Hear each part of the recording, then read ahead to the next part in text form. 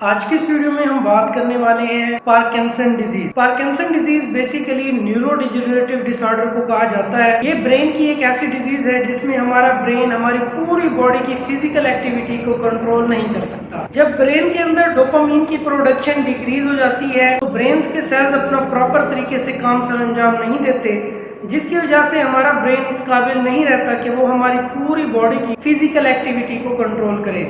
आज की इस वीडियो में हम बात करेंगे कि पार्किंसन डिजीज की वजूहात क्या होती हैं, बॉडी के ऊपर इसके क्या सिम्टम्स जाहिर होते हैं, इन मेडिसिन के इस्तेमाल से आप पार्किंसन डिजीज को ट्रीट कर सकते हैं, और लास्ट में कुछ प्रिवेंशन की बात करेंगे ताकि उन पे अमल करके आप इनके साइन एंड सिम्टम्स और कॉज को काफी हद तक कम कर सकें। ऐसे इन्फॉर्मेटिव वीडियोस देखने के लिए हमारे इस चैनल को लाइक करें, शेयर करें, सब्सक्राइब करें। कोई भी क्वेश्चन हो तो आप कमेंट सेक्शन में हमसे पूछ सकते हैं। हम सब लोग जानते हैं कि हमारा ब्रेन मुख्तलिफ सेल्स और टिश्यूज से मिलकर बना होता है। ब्रेन नर्व्स के जरिए सिग्नल्स पूरी बॉडी के अंदर भेजता है, जिसकी वजह से हम फिजिकल एक्टिविटी परफॉर्म कर पाते हैं। लेकिन जब इन ब्रेन के सेल्स या न्यूरॉन्स डैमेज हो जाते हैं तो वो अपना प्रॉपर तरीके से काम सरअंजाम नहीं दे पाते, जिसकी वजह से बॉडी की वॉलंटरी मूवमेंट्स खत्म हो जाती हैं। वॉलंटरी मूवमेंट्स वो मूवमेंट्स होती हैं जो हम अपनी मर्जी से परफॉर्म करते हैं। फॉर एग्जांपल कि मैं एक बुक उठाना चाहता हूँ तो ये सिग्नल्स ब्रेन से मेरे हाथ तक पहुंचेंगे और मैं फिर ये बुक उठा पाऊंगा। अगर ब्रेन प्रॉपर तरीके से काम नहीं करेगा तो वो नर्व्स के थ्रू सिग्नल्स नहीं भेज पाएगा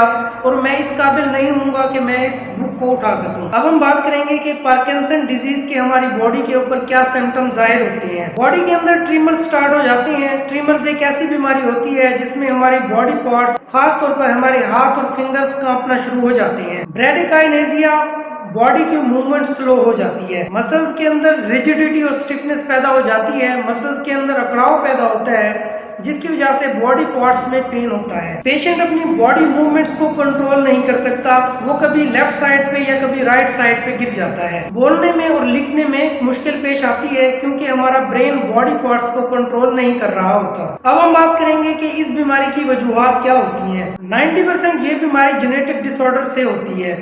जीन्स वालिदैन से बच्चों में ट्रांसफर होती हैं और ये डिजीज होने के चांसेस बढ़ जाते हैं। ज्यादातर ये बीमारी 60 साल से ऊपर लोगों में पाई जाती है। डायग्नोस्टिक या लेबोरेटरी टेस्ट, MRI, एक्सरे और CT स्कैन की मदद से ब्रेन के क्लियर इमेज को देखा जा सकता है और पार्किंसन डिजीज को डायग्नोज किया जाता है। इसके अलावा न्यूरोलॉजिकल, क्लिनिकल और फिजिकल हिस्ट्री की मदद से भी आप पार्किंसन डिजीज को डायग्नोज कर सकते हैं। ट्रीटमेंट प्लान, ब्रेन के अंदर डोपामीन की प्रोडक्शन कम होने की वजह से ये बीमारी होती है तो ऐसी मेडिसिन का इस्तेमाल किया जाता है जो ब्रेन के अंदर डोपामीन की प्रोडक्शन को बढ़ा दें। लीवोडोपा और कार्बिडोपा का इस्तेमाल किया जाता है। बेसिकली ये मेडिसिन ब्रेन के अंदर डोपामीन की प्रोडक्शन को इंक्रीज कर देती हैं। तो पार्किंसन डिजीज के साइन एंड सिम्टम्स और कॉज को कम किया जाता है। फिजिकल थेरेपी ये बेस्ट ट्रीटमेंट ऑप्शन माना जाता है पार्किंसन डिजीज के साइन एंड सिम्टम्स और कॉज को कम करने के लिए। बेसिकली फिजियोथेरेपिस्ट, टेंस और EMS का इस्तेमाल किया जाता है। टेंस को ट्रांसक्यूटेनियस नर्व स्टिमुलेशन कहा जाता है, जो नर्वस सिस्टम को स्टिमुलेट करती हैं